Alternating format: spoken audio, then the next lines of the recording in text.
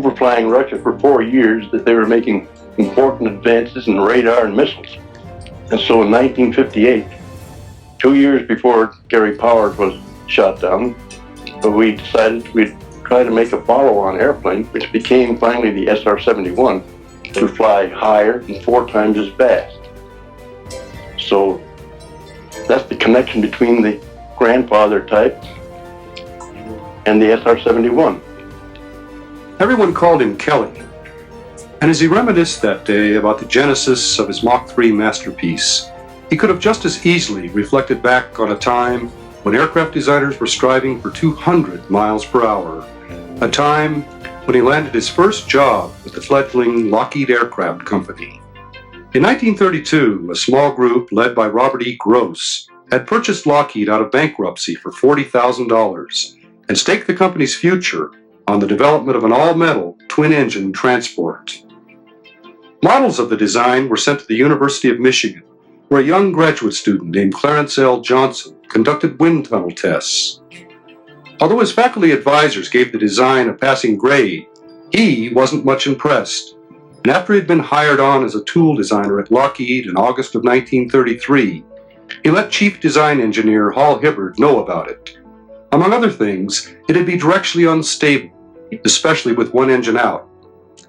A rather presumptuous and certainly unconventional way for a 23-year-old to start his career with a new company, but it was only a hint of what would follow. The son of Swedish immigrants, he'd been nicknamed Kelly by classmates because of his quick temper, stubborn tenacity, and unwillingness to back down from a fight, even against overwhelming odds. Instead of reminding the outspoken young man of his place, Hibbard suggested he go back to the wind tunnel and see if he could improve the design. After 72 test runs, he came up with the solution, an unconventional twin-tail arrangement soon to become a Lockheed trademark. And the Model 10 Electra became the foundation for Lockheed's future growth as various models of the airplane helped revolutionize commercial air transport in the 1930s. With his work on the design, Kelly Johnson became the 6th member of an engineering department in an industry which then couldn't afford specialists. Working often simultaneously as an aerodynamicist, stress analyst, weight, wind tunnel, and flight test engineer, he also put in long hours out in the shop, getting hands-on production experience and learning firsthand the importance of designing producibility into an airplane. It was a real-world education on all phases of design and development that within a decade couldn't be duplicated, and the lessons learned became guideposts for the rest of his career. He flew, for example, as flight test engineer on all models of the Electra, and worked for some of the most notable figures in aviation, such as Amelia Earhart. Out of this experience came his lifelong conviction that the designer had to be able to test his own airplane. As he later commented, I decided at an early age that unless I had hell scared out of me once a year, I wouldn't have the proper balance to really design new airplanes of any type. Kelly Johnson would log more than 2,300 hours as a flight test engineer. The versatile Electra spawned 2 major developments. One was the XC-35, a modified Model 10, which in 1937 first demonstrated the practical feasibility of transforming the entire fuselage into a pressurized cabin to permit comfortable high-altitude flight. Johnson was Lockheed's flight test engineer on this project, gaining first-hand experience with the problems of pressurization, and more important, with the tremendous possibilities pioneered by this aircraft. Possibilities to which he and Hal Hibbard began to give serious consideration. Meanwhile, the Model 14 Electra incorporated a number of Johnson innovations, such as the first practical application of Fowler flaps, which both increased the wing's lifting surface and served to permit slower, shorter distance landings, an achievement which won him the 1937 Lawrence Sperry Award. In 1938, the high speed and innovative features of the Model 14 attracted British interest in its potential as an anti-submarine patrol plane, but the requirements necessitated a major redesign. Johnson worked around the clock for 3 days, transformed the Model 14 into the Hudson bomber. The British ordered an initial batch of 250 aircraft, at that time the largest production order ever received by an American company. But there would be many more, 2,000 to the RAF alone, out of a total production run of nearly 3,000 airplanes. The Hudson put Lockheed into the big time. But even as production was gearing up, Kelly Johnson and his colleagues were well into other much more ambitious designs. The success of the pressurized XC-35 and the recognition that the next generation of air transports would be much larger, higher-speed, transoceanic aircraft inspired Johnson, Hibbert, and a small design team to lay out the now classic lines of the Model 49 Constellation in 1939. Using his soon-to-be legendary powers of persuasion, he convinced Lockheed to build its own wind tunnel, a decision that paid for itself many times over during the development of this design, as all aerodynamic problems were overcome early on, and not one external change had to be made to the actual aircraft. Hibbert was so impressed by Johnson's wizardry that he swore he could see air. Commercial development of the legendary Connie would be delayed by the war, and it first flew as the Army Air Force's C-69. This, however, provided time to refine the airplane so that at war's end, Lockheed was postured to capture a lion's share of the commercial market, and various models of the elegant Connie would continue to grace the world's airways into the late 1950s. At the time he laid down the basic design of the Constellation, Johnson was already well into another path-breaking project.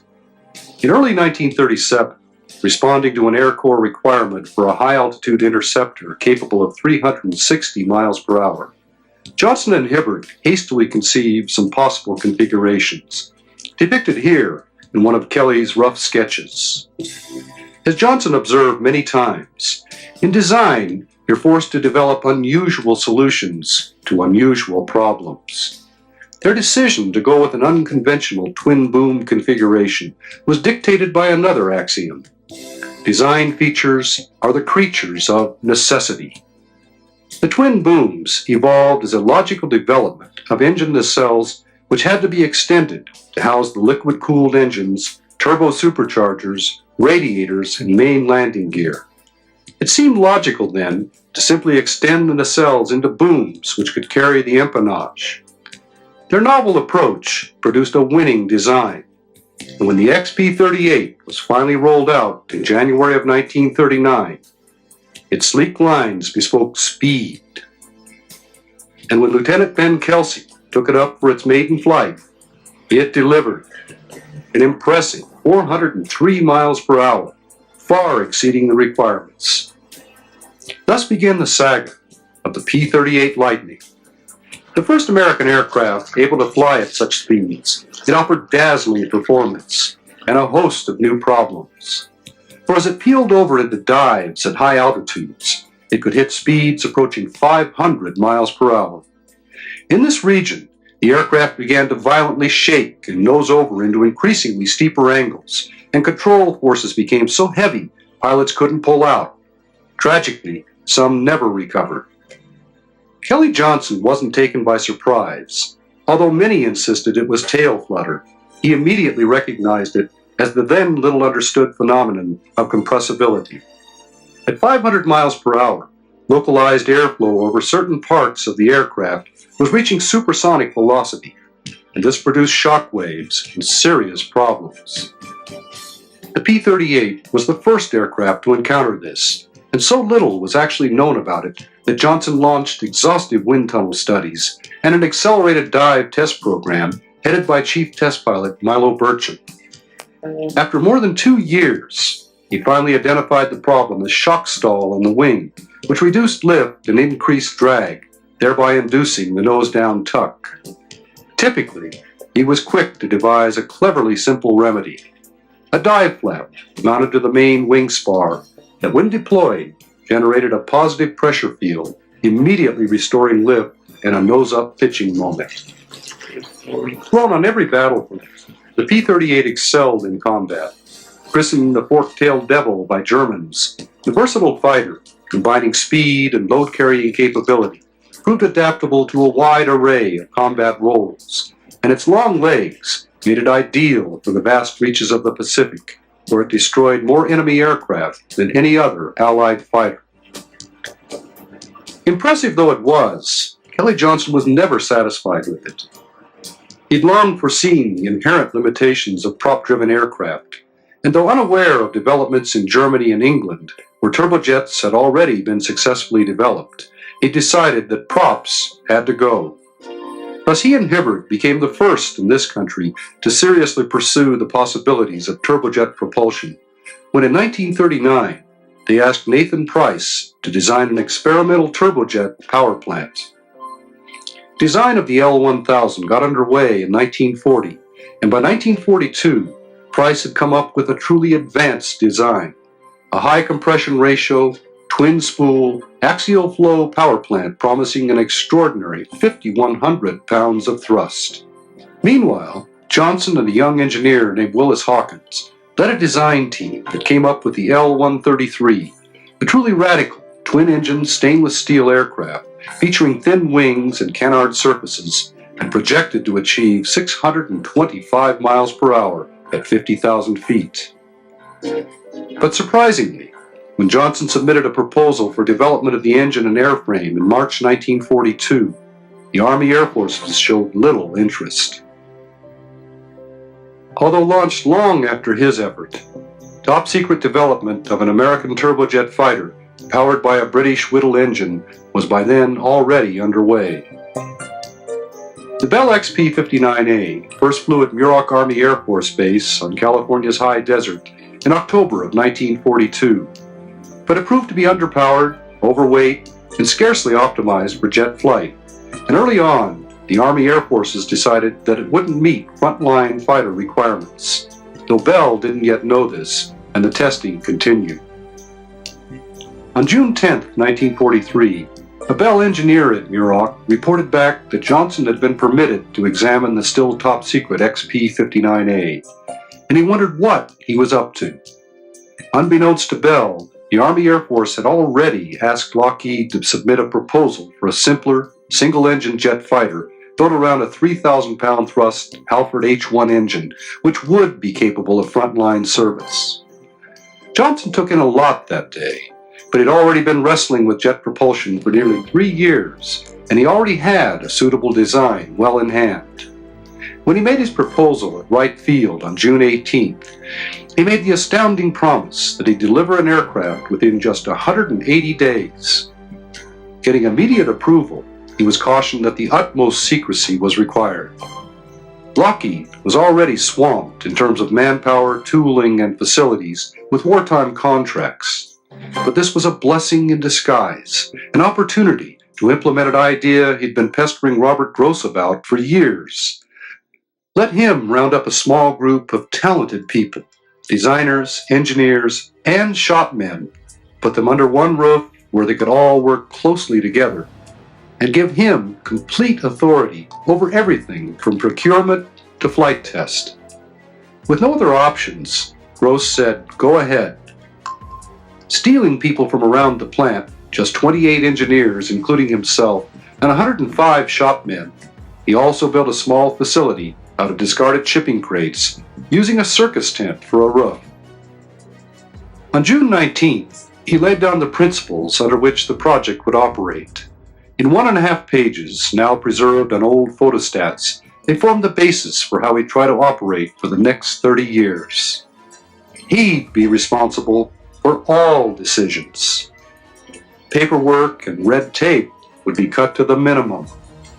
Each engineer would be designer, shop contact, parts chaser, and mechanic, and each would remain within a stone's throw of the shop at all times.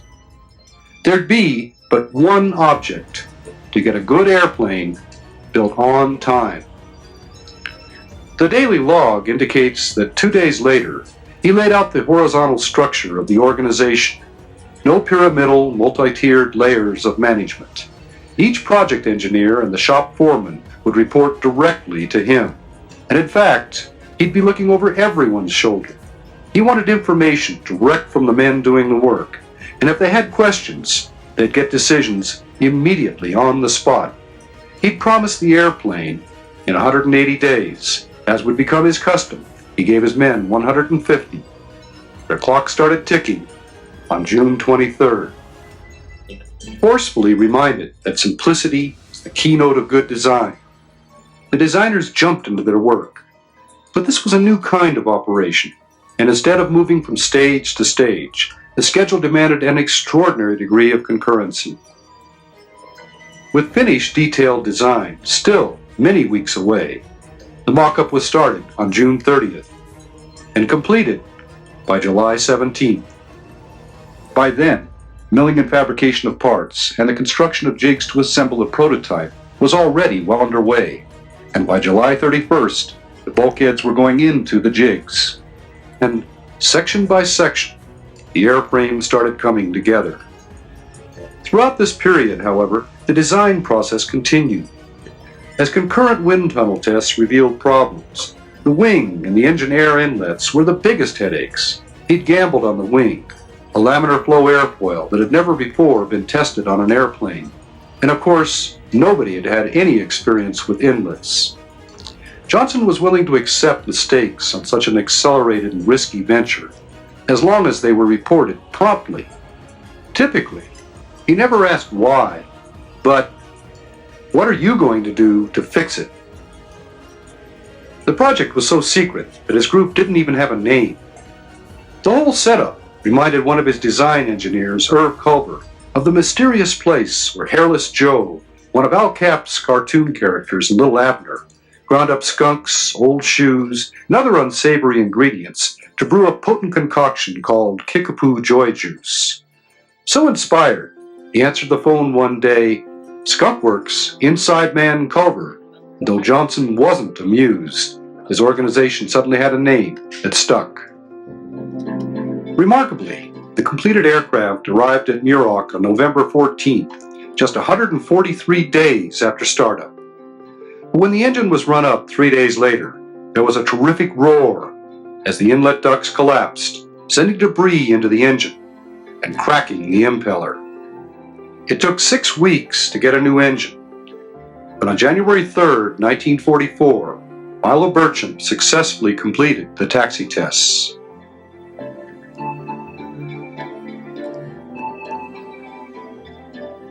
And 5 days later, in the chill of the morning on January 8th, Johnson, in white coveralls, overcoat, and stocking cap, worked intently with his crew preparing for the first flight, as over 100 Skunk Works employees stood atop a hill looking on. He wanted everyone who'd worked on the airplane they now called Lulu Bell to be on hand. He told Burcham, "Just fly her, Milo. Find out if she's a lady or a witch." At 9:15, he took off.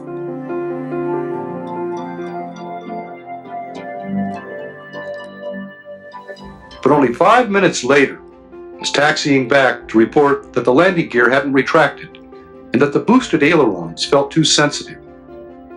While the gear problem was being fixed, Johnson assured him that the control sensitivity was normal, and at 10 o'clock he took off again, and this time put on a dazzling 20-minute display, attaining a top speed of 490 miles per hour and reporting a roll rate of 360 degrees per second.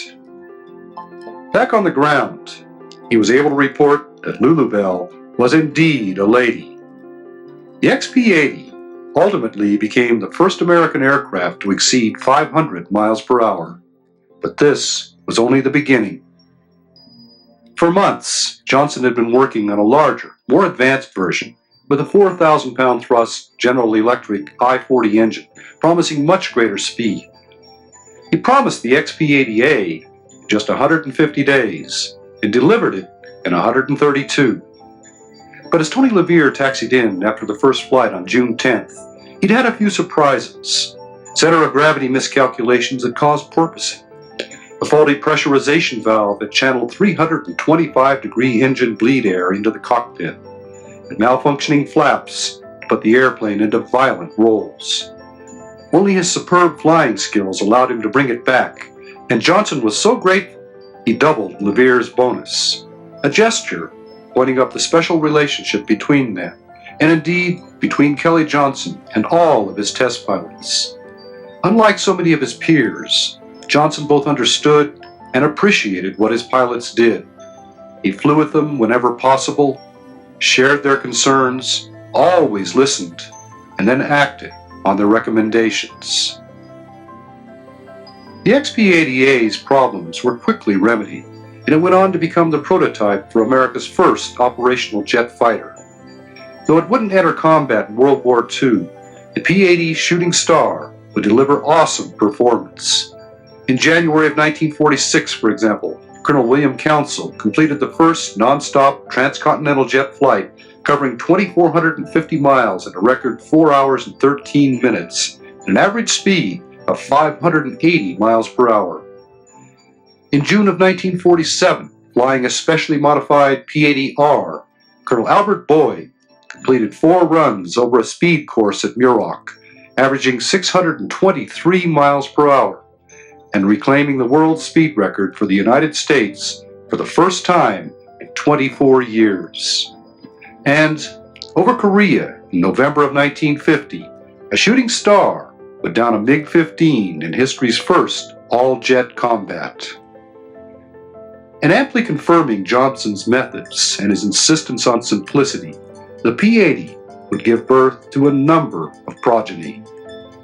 Shrewdly sensing the need for a jet trainer, Johnson gambled $1 million of Lockheed money on the development of an F-80C airframe into a 2-seat configuration, which after its first flight in March 1948 was transformed into the classic T-33, an airplane affectionately called the T-Bird, which would serve as the standard jet trainer for legions of student pilots around the world for the next 3 decades.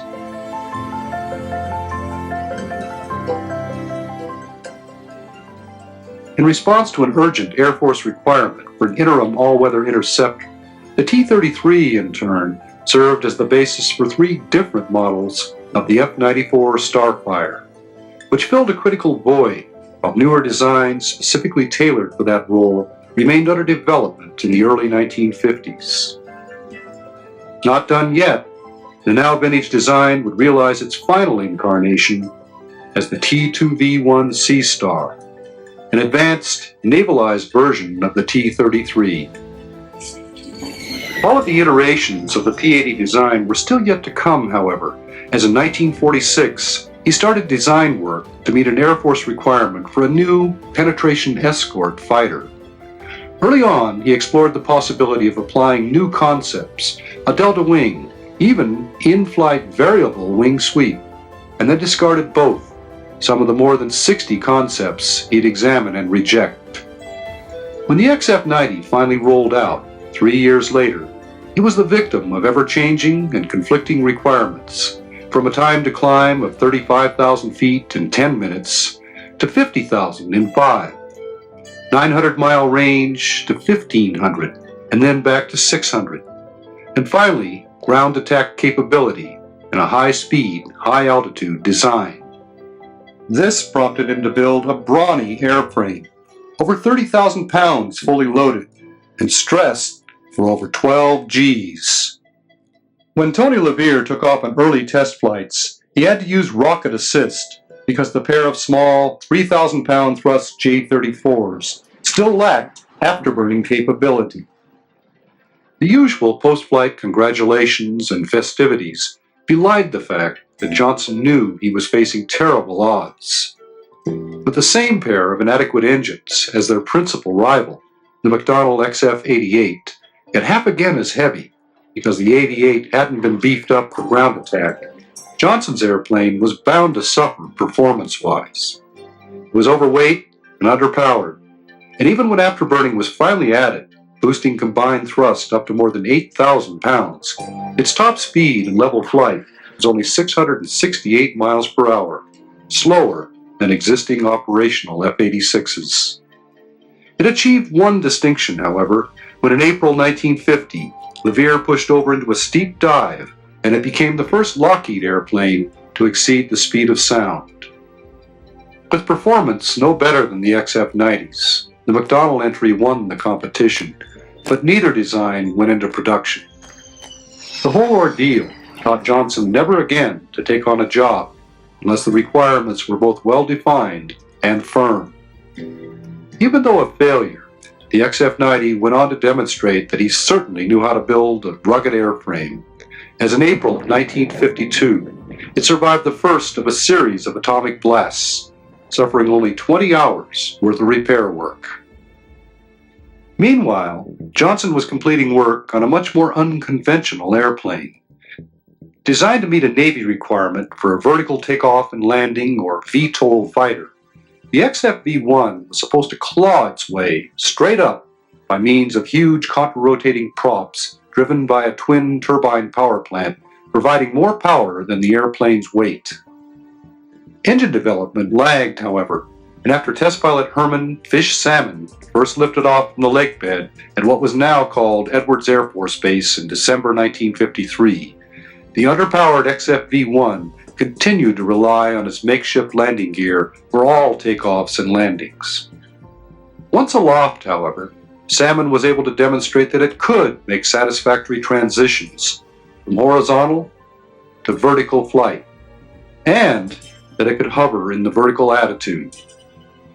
But lacking the promised power, and explaining in his words that it's awful hard to fly an airplane looking over your shoulder, Salmon wasn't eager to attempt vertical liftoffs or touchdowns. Neither was Johnson, who, believing a designer shouldn't be afraid to fly his own airplane, had the integrity to recommend cancellation of the whole project. By that time, however, he already had a much more promising design on the ramp at Edwards. When Tony LeVere first saw it, he asked incredulously where the wings were. But those tiny, blade-thin wings and everything else about the XF-104 were actually the product of years of careful thought, effort, and Johnson's determination this time to employ his Skunk Works methods. Back in 1947, he'd modified a P-80 with wingtip-mounted ramjets, and with Fish Salmon at the controls, it became the first piloted aircraft to fly on ramjet power alone.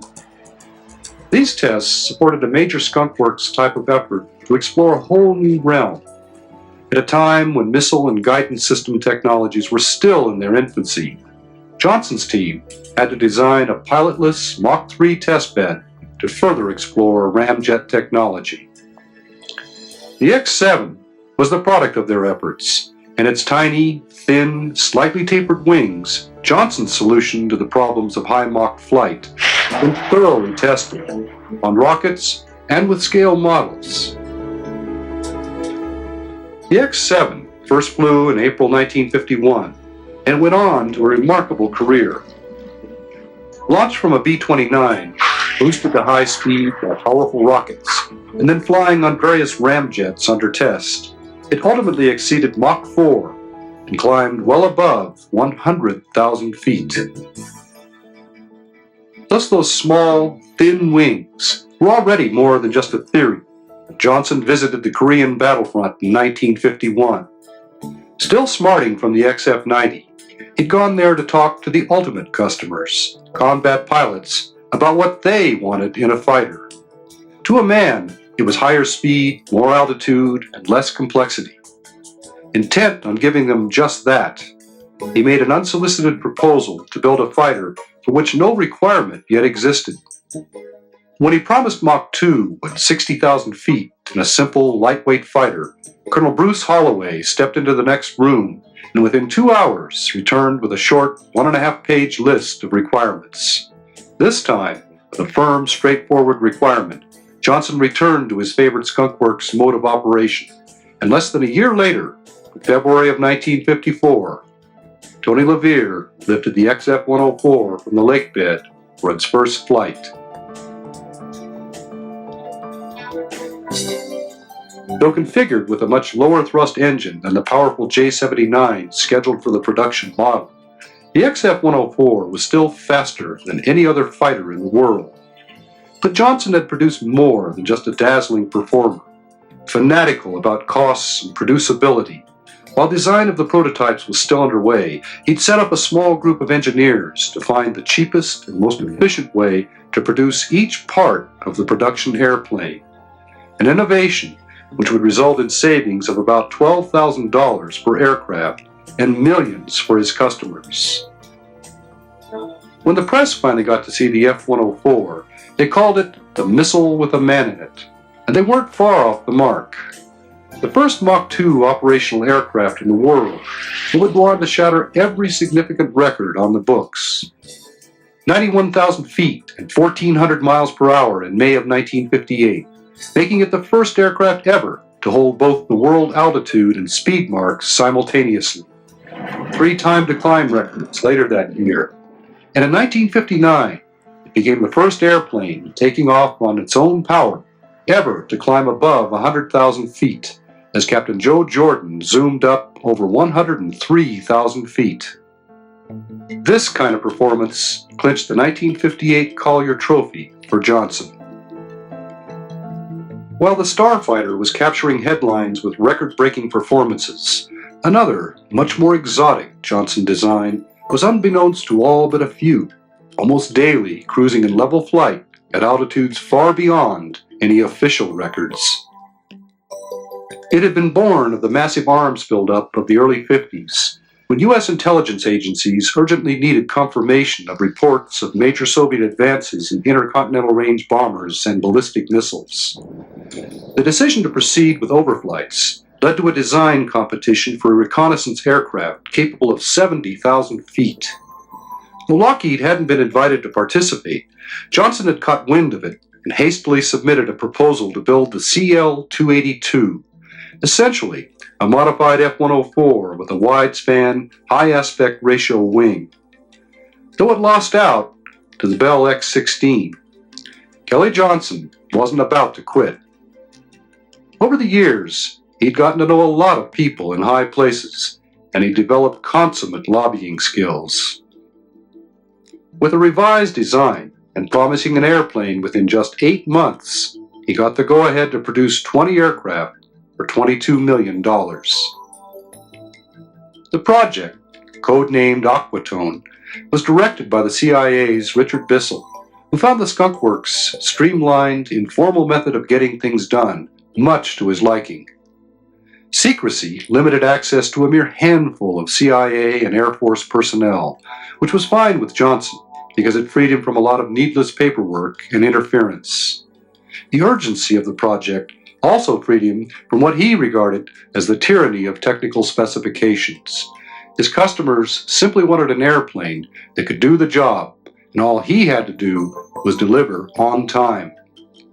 While the article, as it was called, was a relatively conventional design, the extreme altitudes at which it was supposed to operate imposed severe demands. Forced to ruthlessly cut weight, he reduced structural components to the minimum and designed delicate, glider-like wings spanning 80 feet and weighing less than 4 pounds per square foot. The fragile airframe was designed to run a special high-altitude version of the J-57 engine, virtually hand-built to extremely high tolerances and originally producing 10,500 pounds of thrust. When the disassembled aircraft was unloaded from a C-124 at a remote desert test site in July of 1955, Johnson had met yet another seemingly impossible deadline. After reassembly, it was rolled out into daylight for the first time and painstakingly prepared for its taxi tests. On August 1st, as he had so many times in the past, Tony LeVere climbed into the cockpit. During his third run that day, he suddenly noticed that he was more than 30 feet off the ground. Coming down hard, the tires blew and the brakes failed, caught fire. Reporting afterwards, he explained that at 70 knots, I became aware of being airborne, which left me with utter amazement, as I had no intentions whatsoever of flying. Those fragile wings had more than enough lift. He completed the first real flight 4 days later, and on a subsequent flight reported that the aircraft climbed toward the heavens like a homesick angel. To conceal its true purpose, the Angel was given the misleading official designation U-2, and a cover story was released to the effect that it was being developed as a high-altitude research vehicle for the National Advisory Committee for Aeronautics. While it would perform this role admirably, tests focused on preparing the U-2 for its real mission, carry 700 pounds of high-resolution camera equipment up to altitudes then beyond any air defense capabilities. And in July 1956, just 11 months after first flight, it commenced its clandestine operational career. Climbing to well above 70,000 feet as fuel burned off, the U-2 successfully completed flights over denied areas and brought back the first hard data on the status of Soviet military preparedness and the true extent of its intercontinental ballistic missile program. Called the Dragonlady by its pilots because it reminded them of the beautiful, mysterious, and sometimes treacherous character in the Terry and the Pirates cartoon strip, it flew with virtual impunity for 4 years until that day in May of 1960, when Francis Gary Powers was shot down by a surface-to-air missile. While deep penetration of Soviet airspace came to a halt, the U-2 continued to overfly hotspots around the world, such as in 1962, when it confirmed the existence of missile launch sites in Cuba. And it would also continue to perform an incredibly wide array of extremely high-altitude research missions. Kelly Johnson had reason to be proud of his Angel. The Skunk Works had finally been formally established as Lockheed Advanced Development Projects, and on this, its first production program, he'd refunded $2 million from the original $22 million contract and built an additional 5 airplanes out of spare parts. Surely one of the best bargains in defense procurement history. That pride was rekindled when in 1981, the larger, more sophisticated TR-1 was rolled out years after U-2 production had ended. It was the first time the Air Force had ever put an aircraft back into production. And it remains to this day the highest flying single-engine piloted aircraft in the world.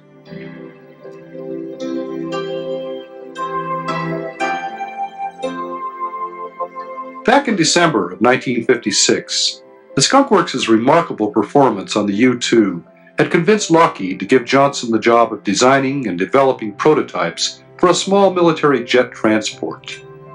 Dollars were scarce, competition keen, and he'd only have 8 months to do the job. Being on time had always been one of his cardinal rules, and in just 241 days, he delivered the JetStar. He'd actually been working on designs for a large jet transport since 1944. This trim little craft was actually a scaled-down version of the L-193, an innovative 1953 design which the airlines had feared too risky to support. Johnson, who continued to put in long hours as a flight test engineer on this project, was out to prove them wrong. And he was more than pleased with the results. A top speed of over 600 miles per hour, a peak altitude of 52,000 feet, and with wing tanks, a range of over 3,000 miles. The JetStar easily won the competition, and though only a limited number went into military service as C-140s, ultimately more than 200 were produced, and a great many of them remain in service to this day.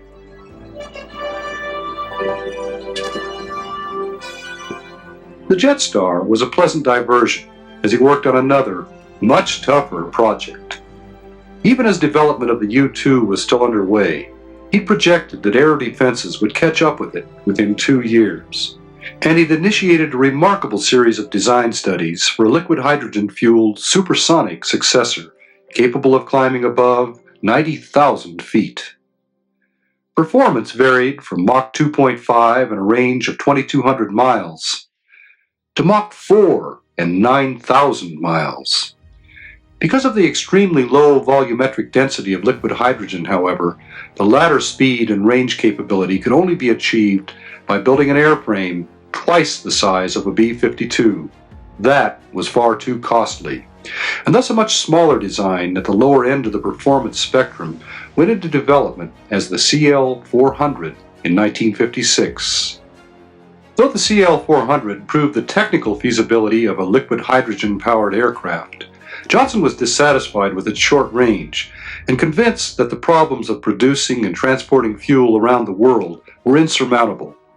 Refusing to build an airplane he didn't believe in, he recommended cancellation of the project in 1957. But he had an ace up his sleeve. As concurrent with the liquid hydrogen studies, he'd also examined the potential of another advanced design using jet fuel, which at some loss in altitude promised Mach 3 cruise and 4,000-mile range. It was the genesis of his most spectacular creation. Given approval to proceed, in April of 1958, Johnson began a series of design studies, unveiled publicly here for the first time, for what he initially called the U-3, and then the Archangel, because it would soar much higher than the U-2. He explored various means by which he could get the vehicle to altitudes as high as 150,000 feet, employing a variety, or even a combination of rocket, ramjet, and turbojet power plants. At one point, he looked at the use of balloons to lift it to its rocket boost phase, and then at using a modified U-2 to tow a ramjet vehicle to 60,000 feet for engine ignition. He even considered a multi-staged vehicle, and one with inflatable wings and empennage. And throughout, he was challenged by the urgent need to reduce radar cross-section. For the first time, stealth would have to be designed into the airplane. The intense design gestation process was completed in just 16 months, and when he presented his 12th concept to the CIA and Air Force in August 1959, he got the go-ahead. When the stunningly beautiful A-12 was finally rolled out for its initial tests in April 1962, it wasn't some fantastic, multi-staged aberration. It was an honest airplane, but nothing like it had ever been built before. Ironically codenamed Oxcart and designed for sustained Mach 3.2 cruise at altitudes between 75 and 95,000 feet, it posed by far the greatest challenge of Johnson's career, as everything from structural materials to hydraulic fluid and fuels had to be invented from scratch. For example, because of the intense heat at sustained Mach 3 speeds, averaging more than 550 degrees on the surface of the airplane, Johnson employed a titanium alloy for more than 90% of the airframe. But no one had ever before attempted to process such quantities of the extremely hard metal to the purity and strength levels required. And thus new forging and milling processes had to be invented and perfected. When the thin titanium skin on a wing panel shriveled up during heating tests, Johnson separated the panels from the wing spars with extrusions and put the now famous corrugations in the skin. When heated thereafter, the corrugations merely deepened a few thousandths of an inch and on cooling returned to their original shape, a common-sense solution to a difficult problem. There were literally thousands of such problems to overcome, and as always, Johnson stayed on top of all of them, looking over people's shoulders, asking lots of questions, always the best way, in his view, to get people to solve problems. And he continued to amaze everyone with, for example, on-the-spot predictions of skin temperatures, which after hours of calculation, they'd find were within 1 or 2 degrees of the exact figure. The whole effort, completed in absolute secrecy with an incredibly small group of people, was all the more remarkable because it was done without the benefit of computers. As Johnson later recalled, But when you think back to 1958, when the basic design work on the prototypes for this airplane was being designed and built, we had to make use of the Michigan computer, which is a 12-inch slide rule, and it did its job quite well. all of this prodigious effort was about to come to fruition when on April 25, 1962, preparations for high-speed taxi and and initial brief liftoff were completed. But as Lou Schock sped down the runway, he encountered nose-wheel steering problems and had to kick in heavy right rudder. Then, as Johnson wrote in his log, the aircraft got off the ground and there was an immediate change of rudder angle. This set up lateral oscillations which were horrible to see. Schock was lucky to get the airplane back on the ground. The problem was fixed post-haste, and the next day he completed the first unofficial flight with the gear down.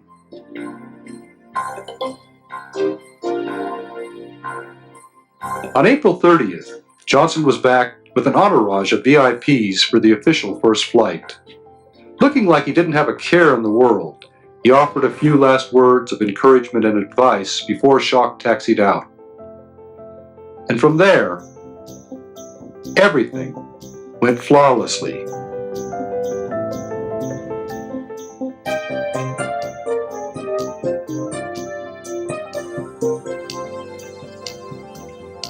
"59 minutes later, Schock was back on the ground, welcomed by an elated Kelly Johnson and the small, awestruck assembly who just witnessed something very special.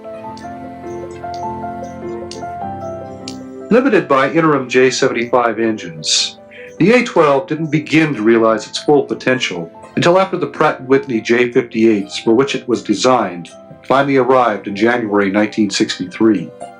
At 32,500 pounds of thrust, the J-58 was every bit as exotic as the airplane itself. In combination with an extremely complex inlet and exhaust ejector system, it operated as a normal afterburning turbojet up to speeds of about 1,600 miles per hour, and then shifted to bleed bypass cycle, with the inlet actually providing most of the thrust at Mach 3 cruise.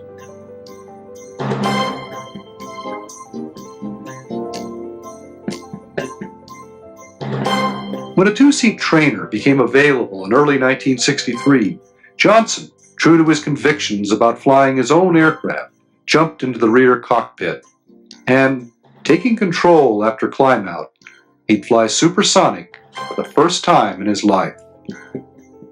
During the course of the test program, a pair of airframes were modified for a highly unconventional mission. In 1964, the Skunk Works built a small, 42-foot-long airframe with the very same materials used on the A-12. Designed to overfly areas deemed too risky for air crews, the D-21 drone would ride piggyback atop an A-12 for Mach 3 launches at 80,000 feet. And powered by a ramjet originally developed during the X-7 program, it would be even faster than the A-12. The finished article was mounted to its mothership, now designated M-12, in December 1964. And on December 22nd, the unusual pair taxied for the first time, and flight tests got underway. After takeoff on launch missions, the M-12 climbed to a rendezvous with a KC-135 for refueling, and then proceeded on to the predetermined launch point, where the backseater would monitor the systems and initiate the launch procedures. While there were several successful tests, it was always a very risky business at best, and Kelly Johnson personally canceled this program after a fatal mid-air collision in 1966. By then, however, he already had two other very successful Oxcart progeny off the ground. The first was the YF-12A, prototype for a proposed high-speed interceptor. It was this aircraft which went on public display when in 1964, President Lyndon Johnson announced the existence of the A-11.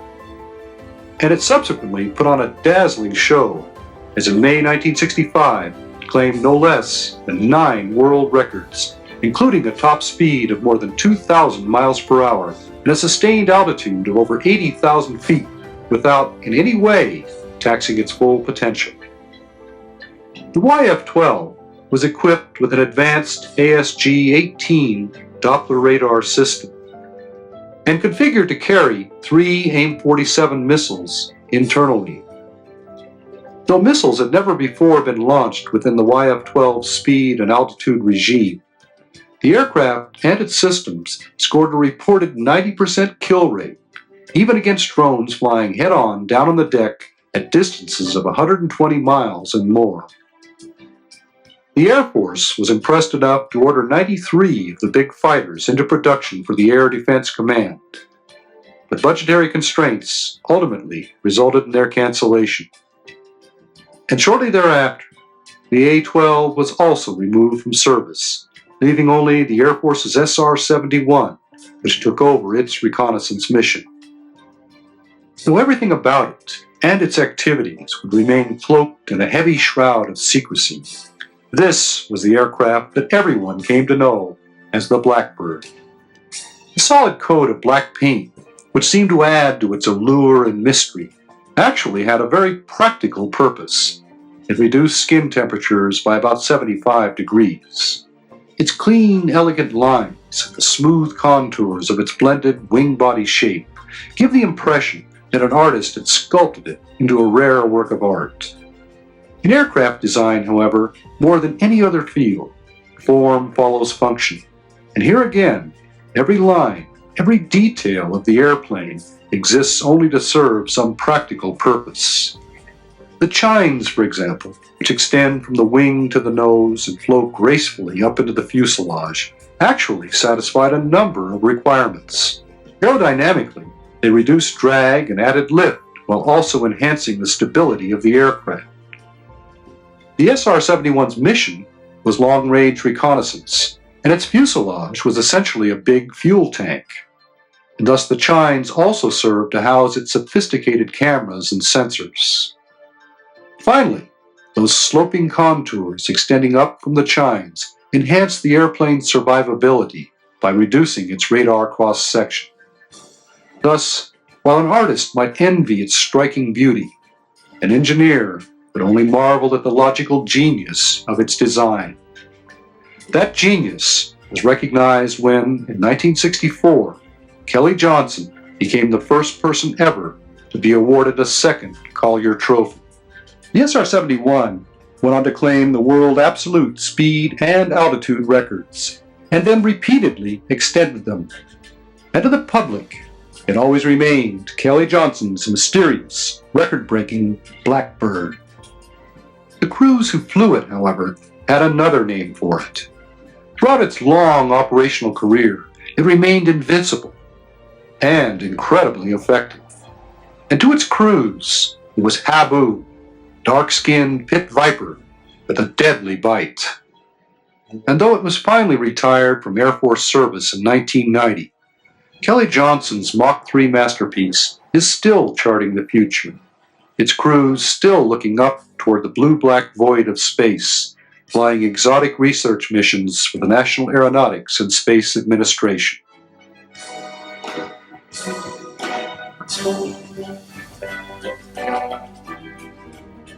When he retired in 1975, Kelly Johnson had been on the cutting edge of an advance from 200 to more than 2,000 miles per hour.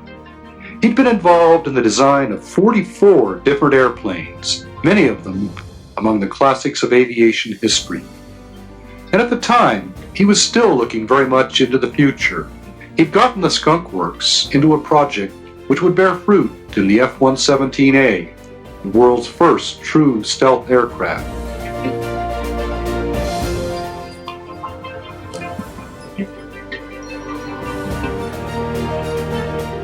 And he'd left a legacy which would leave its mark on the future.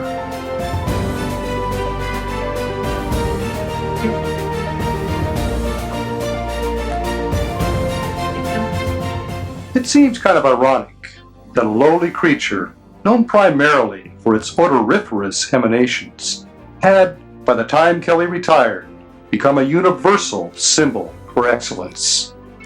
What was his secret?